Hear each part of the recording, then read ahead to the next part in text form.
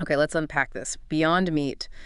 That stock chart looks like it took a cliff dive down around 98% from its peak. Yeah, It really makes you stop and ask, what's the real story here? absolutely. A drop like that isn't just, market noise. It usually points to some pretty significant underlying issues, maybe within the company or maybe the whole industry. Right. So for this deep dive, we've pulled together a detailed look at Beyond Meat. This is all as of April 15th, 2025. Okay. We're pulling apart their business model, taking a hard look at their leadership, and really getting into the weeds of their financials. Mm-hmm. We've looked at, well, a bunch of sources to give you the clearest picture possible, trying to cut through the noise and focus on what truly matters. And our goal here is really to extract the core insights. We want to understand exactly what Beyond Meat does, how effectively it's being run, and the true state of its finances. Yeah. By doing that, you'll get a solid understanding of where they stand now and, what challenges and maybe opportunities lie ahead. Exactly. So here's our plan for today's deep dive. First half, we're going to break down Beyond Meat's core business, like what they actually sell and how they make money. Right, the fundamentals. Then we'll take a close look at the management team, their track record, that sort of thing. And we'll finish the first half digging into their financial health, the numbers. The crucial numbers, yeah, they really tell the story. And then the second half, we'll shift gears a bit. Look at how the market sees Beyond Meat, market sentiment, Okay. who the major owners are, and then a sort of full risk assessment, opportunities, threats, all that. And then wrap it up. Yep, we'll wrap it all up with our overall conclusions. All right, let's jump straight into Chapter 1, Business Understanding. At its heart, Beyond Meat is all about making plant-based alternatives to meat. Right. Their big mission, since they started way back in 2009, was basically to make products that mimic the taste, the texture of animal meat. Yeah, the whole experience. But, offer benefits for health, the climate, resources, and of course, animal welfare. That's right. And they make money, primarily, selling these products in two main ways: retail and food service. Okay. Retail is huge for them, selling directly to us, the consumers, in grocery stores, big box places like Target or Walmart, even health food stores. Mm-hmm. And they're pretty strategic about where they put it. You'll often find it right in the meat aisle, next to the regular stuff, but also in the vegetarian sections, trying to get everyone. Makes sense. Cast a wide net. And then there's food service. Exactly. Think restaurants, fast food chains, even places like universities, hospitals. They've had some big partnerships announced over the years. Yeah, I remember hearing about those, like McDonald's. McDonald's with the McPlant, yeah. Yeah. Yeah. Brands, so KFC and Pizza Hut, Carl's Jr., Dunkin' Donuts. Some big names. Definitely. Though, as we've seen, the actual success of these collaborations has been a bit up and down, inconsistent. Right, not all home runs. Not really. And we should also talk about their global footprint. Historically, they were in Canada, Europe, Asia. But a really big recent move is their decision to pull out of the China market. Oh, wow. Okay. Yeah. But interestingly, even with that, international sales were still a pretty big chunk of their revenue in fiscal 24, around 42%. 42%. Huh. Yeah. They also have a smaller direct-to-consumer thing selling off their website, but that's pretty minor. Now, the products themselves, if you walk through a grocery store, you see quite a range, don't you? Oh, yeah. There's the classic Beyond Burger, of course. Beyond Beef, like the ground stuff. For tacos and things. Exactly. Beyond Sausage, meatballs. Then there's the chicken substitutes. Tenders, nuggets, fillets. They've expanded quite a bit. They have. Also Beyond Steak and Beyond Pork, though that pork one was mostly international, I believe. Well, what's actually in this stuff? What are they made of? Good question. It's mostly plant-based proteins. Things like pea, brown rice, mung bean, faba bean protein. Okay. They use coconut oil for fat, minerals, natural flavors, natural colors. And a big part of their marketing is what's not in it. Right. The free from list. Exactly. No GMOs, no added hormones, no antibiotics. That's a key selling point for them. Okay. Now, where do they actually fit in the market? They were early, right? Kind of pioneers. Definitely pioneers. Built up really strong brand recognition early on. At one point, they were even claiming to be the top-selling brand in U.S. refrigerated retail and food service. Wow. But things have changed. Oh, yeah. Fast forward to now, April 2025. Their market position is under some real pressure. Mm-hmm. Sales have been dropping, Mm-hmm. and competition in the plant-based space has just exploded. Plus, the whole sector seems to be facing some headwinds, maybe some consumer fatigue or something. Interesting. Their global market share in 2024 was estimated around 8.7%, but you got to take that with a grain of salt given the recent performance. Right. And those outlet numbers? They had products in about 191,000 retail and food service spots, Mm-hmm. over 80 countries. But that China exit probably knocked that number down. And the market cap now, you said? Around $205 million, which, compared to their peak, Mm. yeah, it's a huge drop. Really shows how things have shifted. It really does. So Yeah. what's the core appeal? What are they actually promising consumers? It really boils down to offering that familiar meat-eating experience, the taste, the texture, the satisfaction. Well, without the downsides. Exactly. Without some of the perceived downsides of traditional animal meat. Their slogan, "Eat what you love," kind of sums it up. They're not just targeting vegans, but flexitarians, mainstream folks looking for alternatives. Gotcha. So what benefits do they push? A few key ones. First, the sensory stuff. They spend a lot on R&D to mimic meat, taste and texture. Okay. Second, health. Zero cholesterol, no GMOs, hormones, antibiotics. Yeah. Good protein source. They point to studies, like that Stanford one, suggesting heart benefits compared to animal meat. Right. But there's a catch there, isn't there? There is. That whole ultra-processed narrative, that's become a real challenge for them, especially with health-conscious consumers. Yeah, that label really undercuts the health message for some people. Definitely. Then you have the environmental angle, lower land use, water, energy emissions compared to beef. That's a big one. And, of course, animal welfare, an alternative to raising and slaughtering animals. But here's something interesting you touched on.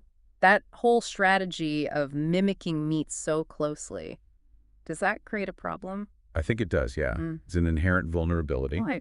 Because if your whole point is to be just like meat, People compare the price directly. exactly, you invite that direct price comparison. And in this inflationary environment we've had, that price premium beyond meat often becomes a massive barrier. Yeah, if it costs significantly more and money's tight. People stick with what they know, Hmm. or cheaper options. Yeah. It makes you wonder if that direct mimicry is the best long-term play. What's a really good point? And the ultra-processed thing just adds another layer of doubt for some consumers. It's tricky. Very tricky. I know they're trying to address it with that new Gen 4 burger, aiming for a clean label. We'll see how that lands. Okay, so quick recap on the business then. Plant-based meat mimics targeting everyone, pushing healthico animal welfare benefits. Right. Selling via retail and food service, internationally too, though pulling back from China. But facing big challenges. Competition, price sensitivity, and that processed perception. Pretty much sums it up. Which leads us nicely into Chapter 2, management evaluation. Who's steering this ship? Well, the main guy is the founder and CEO, Ethan Brown. Been there from the start, clearly mission-driven. Yeah, And he led them through that big IPO in 2019, which was, a huge success at the time. it was. Generated a ton of buzz. Yeah. But if you contrast that initial pop with where the stock is now. Yeah, that 98% drop. Exactly. Plus the constant losses, burning through cash, never hitting profitability. Yeah. It raises serious questions. Has the vision translated into a sustainable business? It does make you wonder. And what about their growth strategy? It felt like they expanded really fast, maybe too fast. It seems that way. Oh. Potentially over-optimistic about demand. That rapid expansion didn't really pay off as expected, which is likely why we're seeing all this restructuring now, including pulling out of China. But it's not just strategy, right? There's been a lot of change at the top. Oh, yeah. Significant executive turnover. Doug Ramsey, the COO, former Tyson guy, brought in, presumably, to help scale things up. Right. I remember reading about his departure. Wasn't there an incident? There was, yes. He left after that. Then Bernie Adcock, chief supply chain officer, another ex-Tyson exec, he resigned. And they actually eliminated his role. Eliminated it. Wow. And the CFO, Philip Hardin, also left. They even got rid of the global chief growth officer role. That's a lot of churn in key positions, especially those Tyson guys. You'd think their experience would be exactly what Beyond Meat needed. You would think so. They're relatively quick departures. It definitely raises concerns about internal stability, maybe strategy disagreements, culture clash. Hard to say from the outside. But it signals risk, for sure. Execution risk. Absolutely. It suggests potentially deep issues, maybe underestimating the complexity of scaling efficiently. That kind of turnover at a critical time is a major red flag. So how has management responded to all these challenges? The falling sales, the losses? Well, we've seen multiple rounds of layoffs, pretty significant ones. October 22, November 23, February 25. Cutting costs. Right. Big workforce reductions. Plus the restructuring efforts trying to optimize manufacturing, reviewing the product line. They discontinued the jerky, remember? Oh, yeah, the jerky. And that huge decision to leave China by mid-2025, that's a major strategic shift. We also heard about those talks with bondholders back in mid-2024. Suggesting liquidity concerns. Strongly suggesting it, yeah. Concerns about managing their debt. And what about the ultra-processed issue? How are they handling that? They're actively marketing the health points, launching reformulated products like that Gen 4 burger, aiming for cleaner labels. And yeah, they had to manage the fallout from the former COO's arrest and departure too. So looking at all these responses, are they proactive or reactive? Largely seem reactive, wouldn't you say? Focused on cutting costs, conserving cash, which makes sense given the situation. But does it fix the core problems? That's the million-dollar question, isn't it? Or maybe the billion-dollar question, given their debt. Will these moves actually lead to sustainable, profitable growth? Still very uncertain. Okay. What about transparency? How open are they with investors and the public? They do the standard stuff. Quarterly reports, annual reports, conference calls, they issue guidance. So you mentioned that guidance has sometimes been revised down. It has, yeah. And CEO Ethan Brown is pretty visible, talks about the mission, the challenges.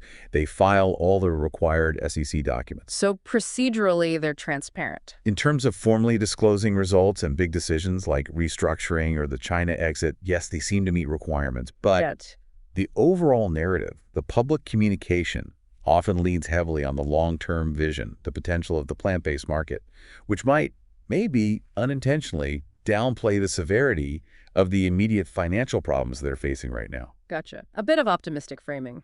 And ethically, their whole founding premise was positive, right? Health, environment. Absolutely. Built on positive principles. They got that UN award back in 2018. But there have been blemishes. Like that lawsuit? The lawsuit from Don Lee Farms, their former supplier, alleging IP issues. And the former COO's arrest certainly didn't help their image. No. But overall, the main scrutiny lately seems focused squarely on the operational and financial performance, rather than, say, broad ethical issues with their core mission. So back to the core questions about management.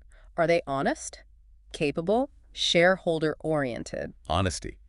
These seem to meet disclosure rules, maybe with that optimistic framing we mentioned. Capability. That's tougher, given the results. The stock crash, the losses, some questionable strategic moves.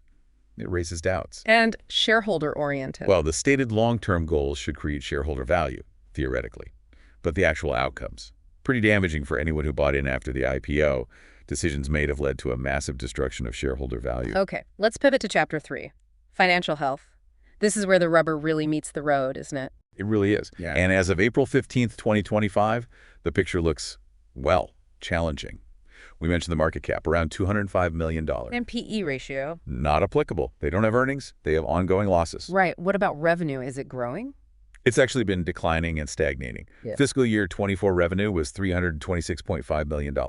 That's down almost 5% from the year before. And that's down from their peak. Way down. Peak was around $465 million back in fiscal 21. They had a tiny bump in Q4 24, but Q1 24 was down 18%. And the outlook for fiscal 25, flat to maybe slightly negative growth. Oof, not great. And profit margins? Still deeply negative. There was some improvement in FY24, but that was mostly cost-cutting. Okay. Gross margin was 12.8% in 24. Big improvement from negative 24% in 23. Their target for 25 is about 20%. But operating margin, still minus 47.8% in 24. Net margin, minus 49.1%. Just bleeding money. Essentially, yeah. The margins show fundamental problems of profitability. And the balance sheet, you mentioned debt. Yeah, the balance sheet is deeply concerning. Debt to equity ratio doesn't apply because they have negative shareholder equity. Negative equity, how bad is it? As of Decode 2024, total debt was around $1.14 billion. Negative equity was about $601 million. Technically, that means balance sheet insolvency, liabilities exceed assets. That sounds incredibly serious. What about cash flow? Are they generating any cash? No, they're consistently burning through it. Free cash flow for the 12 months ending to 31/24 was negative $109.8 million. Still burning in Q1 24. Another negative $33 million in Q1 24. Even the price-to-sales ratio, which is low at around 0.63, just shows how pessimistic the market is. It really does. So looking back over the years, have they ever been profitable? Nope. Consistently unprofitable since the IPO. Significant net losses every single year. Obviously, no dividends paid, none expected anytime soon, just no earning stability at all. And that debt, $1.1 billion in convertible notes maturing when? 2027. Believed to be 2027, yes. That looks like a massive wall to climb, given their current performance. And those restructuring talks with bondholders, not a good sign. Not at all. Their interest coverage ratios are also deeply negative. They aren't even earning enough from operations to cover the interest payments, because operations are losing money. It's an unsustainable debt level. Huge risk. What about working capital? Day-to-day stuff. The ratios looked okay on the surface. They did. Current ratio 4.66, quick ratio 2.58. Seems okay. But it's a bit misleading.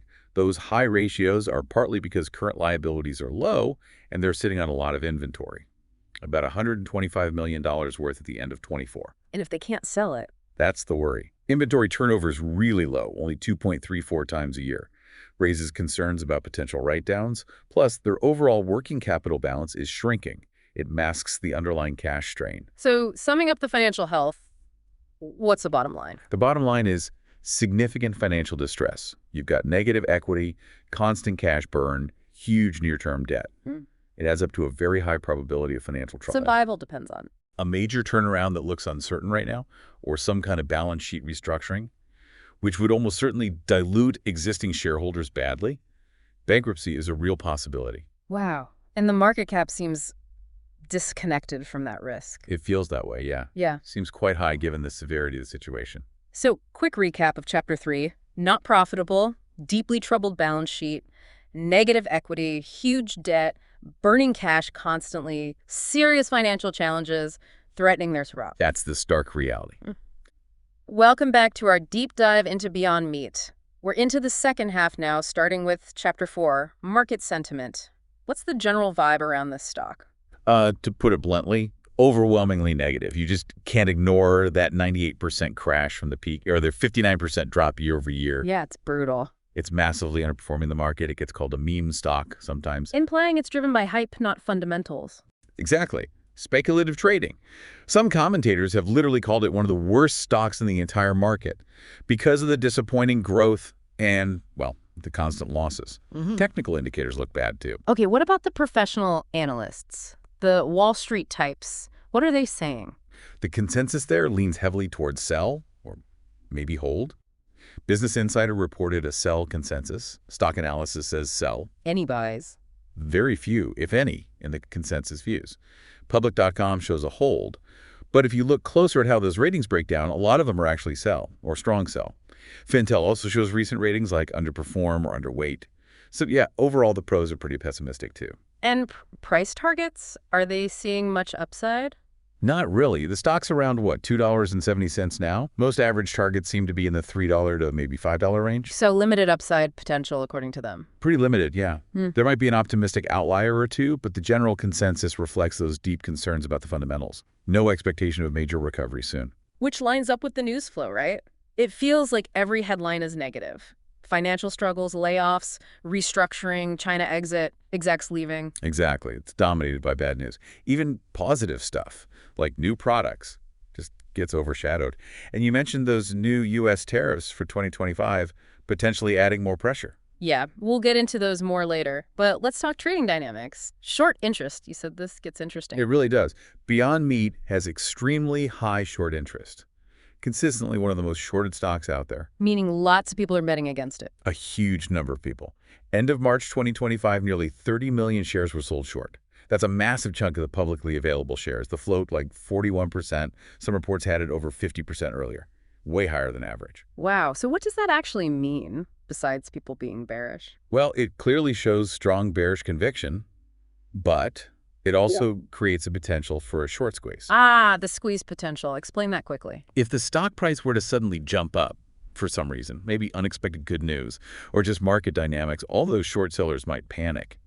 They'd need to buy back shares to close their positions and cut their losses. And that buying pushes the price up more. Exactly. Creates a feedback loop. The days to cover how long it takes shorts to buy back all shares based on average volume is also really high for Beyond. Like 10 to 14 days. So it would take a lot of buying pressure. A lot. Plus, it's become incredibly expensive just to borrow the shares to short them. Costs are like 55% to 75% annually right now. Makes it painful to hold those short positions. Any other weird signs? We've seen a high amount of short selling happening off exchange and quite a few fails to deliver in March 25, which can sometimes point to stress or complexities in the system when short interest is this high. So basically a really volatile situation could swing wildly. Very volatile, high risk, high potential for rapid moves, potentially driven by things other than fundamentals due to this short dynamic. And the options market reflects that volatility. Absolutely. Implied volatility is super high, around 74%. Yeah. That makes options contracts really expensive. The market is basically pricing in big expected price swings. Definitely highlights the speculative nature right now. Okay, let's shift to Chapter 5, ownership structure. Who actually owns Beyond Meat? A pretty big slice is held by institutional investors' funds, pension plans, hedge funds, that sort of thing. Somewhere between 44% and 50% of the shares. How many institutions? Roughly 250 to 300 different ones. Their recent trading has been mixed, some buying, some selling, some holding. The latest data suggested maybe a slight net increase in institutional ownership last quarter. Interesting. What about insiders, management, the board? They hold a much smaller piece, around 4.8% or 4.9% collectively. The biggest insider is CEO Ethan Brown, with about 4.6% as of early 25. Director Seth Goldman has around 2.2%. Have they been buying or selling? We've seen some transactions, but mostly sales or shares withheld for taxes. What's notable is the lack of significant open market buys by insiders recently, Which, at these low prices, some might see as maybe a lack of strong conviction and a quick turnaround. Yeah. And who are the biggest institutional holders? Is anyone dominant? It seems relatively spread out. The largest single one looks like Parkwood LLC, with about 7.1%. Then you have the usual giants like BlackRock and Vanguard, both around 5% to 6%. State Street has maybe 3%. So no single huge player controlling things. Doesn't look like it. The top 10 together own about 30%, top 25 less than half. It's pretty dispersed. How does that dispersed ownership affect things like governance? Can institutions push for change? Theoretically, with almost half the shares, institutions have power. But being spread across so many makes coordination difficult. The company has stock ownership guidelines for execs, trying to align interests. And the CEO's influence. As founder and a significant shareholder himself, Ethan Brown likely still holds considerable sway. For the nitty-gritty on director elections, pay, etc., you'd need the full proxy statement filed April 8, 2025. But yeah, that dispersion might make it harder for activists or big changes to gain traction easily. Okay, Chapter 6, Risk Assessment. Time for the SWOT analysis. Strengths, weaknesses, opportunities, threats.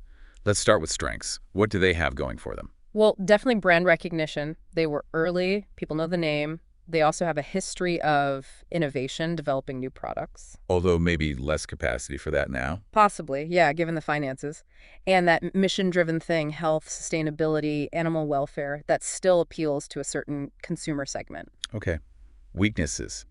Sounds like this list might be longer. It is pretty significant. Severe financial instability is top of the list. The losses, the debt, lack of profitability. Cost structure issues seem persistent. Their economic moat, like how protected they are from competition, seems weak. Execution challenges, too. Yeah, execution and leadership challenges shown by that executive turnover. And as we said, reduced capacity to invest in growth or R&D now. All right, opportunities. Is there any light at the end of the tunnel? Potentially. The overall long-term market for plant-based food could still grow. They could innovate further, better taste, texture, cleaner labels, maybe new stuff like whole cuts or seafood alternatives. Targeted growth. Maybe targeted international growth in specific markets where they fit well. Strategic partnerships could help. And obviously, the biggest opportunity is just a successful turnaround, achieving profitability. But the threats seem pretty intense, too. They are. Intense competition, number one. Signs of weakening consumer demand or market saturation in some areas. Those negative perceptions, ultra-processed, taste texture doubts aren't going away easily. Supply chain risks. Volatility in ingredient costs, supply chain disruptions, absolutely. And the biggest, most immediate threat, financial distress, even bankruptcy, plus regulatory or trade policy changes. Right. Let's dig into those trade policies. The 2025 U.S. tariffs, how exactly do they hurt Beyond Meat? It's multifaceted, really. These new U.S. tariffs on goods from Canada, Mexico, China, plus the retaliation from those countries, it creates problems. How so? On the cost side. Definitely on costs. Key ingredients like pea protein, vegetable oils, if they come from Canada, prices likely go up. Even indirect costs like fertilizers affecting their suppliers or manufacturing equipment and packaging from China. It all pushes costs higher. Making that 20% gross margin target harder. Much harder, yeah. Puts serious pressure on it. And it's not just costs, right? Supply chain, international sales. Exactly. Creates uncertainty, potential disruptions. They might need new suppliers, costly, time-consuming, maybe quality issues, and internationally. Retaliatory tariffs are a direct hit. Like Canada. If Canada slaps tariffs on U.S. goods, and Beyond Meat is included, their prices go up there. Sales likely fall. Same risk with the EU. They might retaliate against U.S. tariffs, hurting Beyond's sales in Europe, which is an important market, especially with their Netherlands facility. China's exit avoids that specific retaliation, I guess. It does. But the overall impact, it's a damaging feedback loop. Higher costs and potentially lower international sales, hitting them when they're already financially weak, makes that turnaround much, much tougher. Okay, so bringing it all together, Chapter 7, brief conclusion. What are the absolute key takeaways here? The big picture is a company facing really serious challenges across the board. Business operations, management stability, and especially financial health. Competition's fierce. Market sentiment is terrible. Exactly. And the financial situation is generally precarious. High risk of distress. Those new tariffs just add another layer of difficulty. So from a value investing perspective, someone looking for solid fundamentals, margin of safety. The conclusion has to be avoid. It's high risk, it's speculative, not suitable for a value approach at all. The probability of losing your investment, permanent capital loss, seems quite high right now. You know, wrapping this up, one thing that really struck me was that weird disconnect.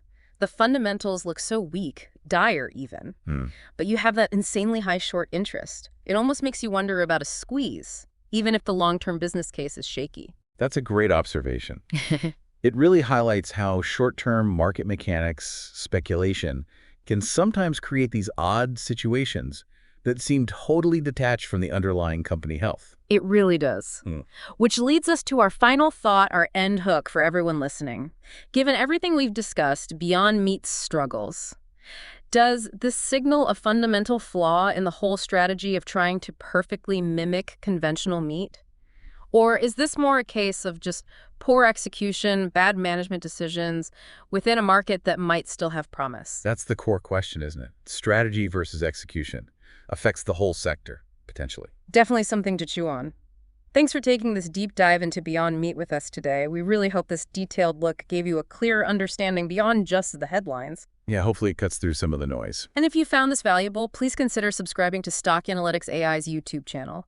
We do these kinds of in-depth analyses regularly. All the sources we used are linked in the description. And one final important reminder. This analysis is based on information available as of April 15th, 2025. It's our interpretation. AI analysis has limitations. Right, and none of this is financial advice. Please do your own research. Talk to a qualified professional before making